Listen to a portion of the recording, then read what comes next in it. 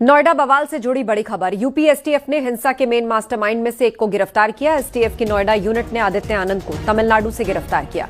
आदित्य आनंद ultra left संगठन से जुड़ा हुआ है। सूत्रों के हवाले से अपडेट मिल रही है। यूपी एसटीएफ की ताबड़तोड़ छापेमारी चल रही है और आरोपियों की गिरफ्तारी के लिए एसटीएफ की रेड यूपी, दिल्ली, एनसीआर और दक्षिण भारत में भी छापा मारा जा रहा है। तो नोएडा बवाल से जुड़ी बड़ी खबर है। एसटीएफ ने आरोपी आदित्य आनंद को गिरफ्तार किया है। हिंसा का मास्टरमाइंड बताया जा रहा है आदित्य आनंद, जिसको एसटीएफ की नोएडा यूनिट ने तमिलनाडु से पकड़ा है। यूपी, दिल्ली, एनसीआर, दक्षिण भारत में एसटीएफ की रेड पड़ी है, जिसके बाद आदित्य आनंद की गिरफ्तारी हुई है। हमारे सहयोगी हिमांशु हमारे साथ फोन लाइन पर जुड़ गए। हिमांशु, किस तरह पहुंची एसटीएफ की टीम आदित्य आनंद तक? बिल्कुल, देखिए आपको बता दें, लगातार यूपी एसटीएफ इस पूरे प्रकरण की जांच कर रही थी और अब एसटीएफ ने जो एक मुख्य आरोपी जो फरार था उसको गिरफ्तार किया है। आदित्य आनंद को ये तमिलनाडु से गिरफ्तार किया गया है और बताया जा रहा है जिस तरीके से हिंसा फैलाई गई थी उसमें 3 मुख्य आरोपी थी, जिसमें से एक आदित्य आनंद भी था और इससे पहले भी 2 गिरफ्तारियां हुई, मनीषा चौहान और एक अन्य आरोपी की। तो जाहिर तौर पे लगातार एसटीएफ की कार्रवाई जारी है। साथ ही उन ट्विटर हैंडल्स की भी, बॉट ट्विटर हैंडल्स की और इसके अलावा अन्य ट्विटर हैंडल्स जो इस तरीके की हिंसा फैलाने, अफवाह फैलाने जैसी जघन्य अपराध सोशल मीडिया पे किया था, जिसके बाद उपद्रव हुआ, आगजनी हुई। तो जाहिर तौर पे यूपी एसटीएफ अब लगातार कार्रवाई कर रही है और ऐसे ही एक प्रकरण में आपको बता दें कि एसटीएफ जो नोएडा यूनिट थी उसने आदित्य आनंद को तमिलनाडु से गिरफ्तार किया। इसके अलावा आपको बता दें कि इसके अलावा उत्तर प्रदेश, दिल्ली, एनसीआर और साथ ही दक्षिण भारत में अभी भी रेड जारी है। तो जाहिर तौर पे जिस तरीके से अंदेशा जताया गया था कि एक साजिश थी और अब उस साजिश का लगातार खुलासा करते हुए 3 मुख्य आरोपी, जिनमें मनीषा चौहान शामिल है, जिसमें आदित्य आनंद शामिल है और एक अन्य आरोपी जिसकी गिरफ्तारी करके अब जेल भेज दिया गया है। जी बिल्कुल, गिरफ्तारी करके जेल भेज दिया गया है। ये मास्टरमाइंड बताया जा रहा है आदित्य आनंद, और किस तरीके से इस पूरे हंगामे को उसने प्लान किया, उसके बीच में जो उपद्रव मचा, किस किस को अपने साथ आदित्य आनंद ने मिलाया और कैसे मजदूर यूनियनों तक ये लोग पहुंचे और कब से इसकी प्लानिंग चल रही थी, इस पर कोई जानकारी?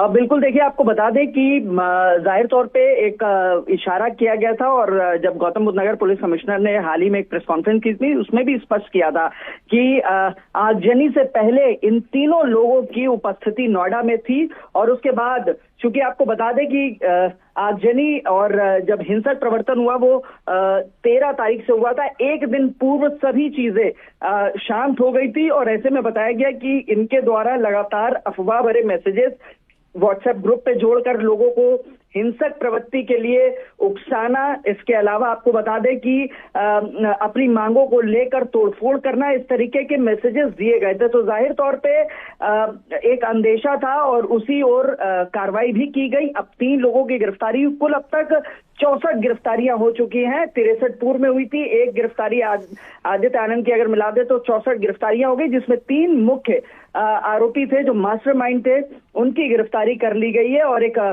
बड़ी सफलता मिली है। यूपी एसटीएफ ने ये कार्रवाई की है तमिलनाडु से और लगातार बताया जा रहा था आदित्य आनंद अपना भेष भी बदल रहा था। तो रुपेश रॉय गिरफ्तार हुआ था, मनीषा चौहान गिरफ्तार हुई थी और अब आदित्य आनंद की गिरफ्तारी हुई। तो एक बड़ी सफलता यूपी एसटीएफ के लिए। जी बिल्कुल, आप नजर बनाए रखिए, आगे भी आपसे अपडेट्स लेंगे। फिलहाल शुक्रिया आपका बातचीत के लिए हिमांशु।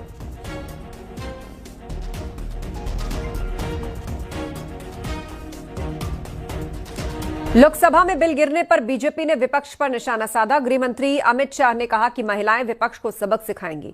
वहीं बीजेपी अध्यक्ष नितिन नबीन ने विपक्षी दलों को महिला विरोधी बताया। महिला आरक्षण विधेयक का विरोध हो रहा है। हमने 370 समाप्त की साहब, उन्होंने विरोध किया।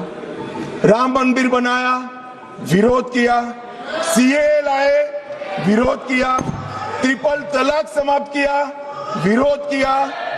जीएसटी लाए, विरोध किया। आयुष्मान भारत बनाया, विरोध किया। नया संसद भवन बनाया, विरोध किया। मत्स्य पालन सहकारिता मंत्रालय बनाया, विरोध किया। सीडीएस बनाया, विरोध किया। 3 तलाक खत्म किया, विरोध किया। नक्सलवाद खत्म किया, विरोध किया। आतंकवाद को सत्ते में डाला, विरोध किया। सर्जिकल स्ट्राइक, विरोध किया। एयर स्ट्राइक, विरोध किया। ऑपरेशन सिंदूर, विरोध। मान्यवर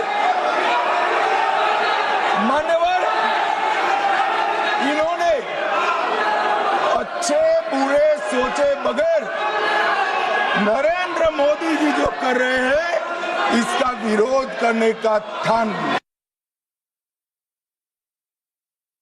और आज का दिन स्वर्ण अक्षरों में लिखा जा सकता था, पर कांग्रेस का जो एंटी वुमेन अलायंस है, जिस प्रकार से देश की आधी आबादी के साथ विश्वासघात करने का काम पूरे राहुल गांधी एंड टीम ने किया है, मैं मानता हूं कि आज जो एक आधी आबादी को एक बड़ा हक, एक भागीदारी सुनिश्चित करने का दिन हो सकता था, उनके भागीदारी को, उनके हक की मारी कांग्रेस और उनके सहयोगी दलों ने किया है। केंद्रीय मंत्री अनुप्रिया पटेल ने महिला आरक्षण से जुड़ा 131वां संविधान संशोधन बिल पास नहीं होने पर कहा कि पूरे विपक्ष ने साजिश की है, लेकिन हम फिर कोशिश करेंगे और महिलाओं को अधिकार दिलाकर रहेंगे। सरकार की नीयत तो बिल्कुल साफ है, पूरा देश जानता है, आधी आबादी जानती है। 2023 में ये बिल पास हुआ था और तभी हमने तय किया था कि 2029 में हमें इसे लागू करना है। यानी 2029 का लोकसभा चुनाव जब हम लड़ने जाएंगे तो 33% सीटों पर हमारी महिलाएं होंगी और इसी नियत के साथ सरकार ये बिल लेकर आई। लेकिन Samajwadi party, Congress party, DMK, ऐसे तमाम दलों ने मिलकर आज महिलाओं को संसद में प्रवेश करने से रोक दिया है। कांग्रेस नेता प्रियंका गांधी कह रहे हैं कि सरकार की साजिश को विपक्ष ने नाकामयाब किया और ये लोकतंत्र की बड़ी जीत है। साजिश सरकार की नहीं, साजिश तो समूचे विपक्ष ने की है और नारी शक्ति को उसका अधिकार ना मिले ये साजिश की है। लेकिन हमारी एनडीए की सरकार का भी ये संकल्प है कि नारी शक्ति को उसका अधिकार मिलकर रहेगा। निश्चित रूप से एक विफलता जरूर आई है, एक रोड़ा जरूर अटका है, लेकिन नई परिस्थितियों में हम नए सिरे से विचार करेंगे। हर हाल में इस देश की नारी शक्ति को उसका अधिकार मिलेगा। ये हमारी एनडीए सरकार ने इसके लिए पूरी तरीके से प्रतिबद्ध है।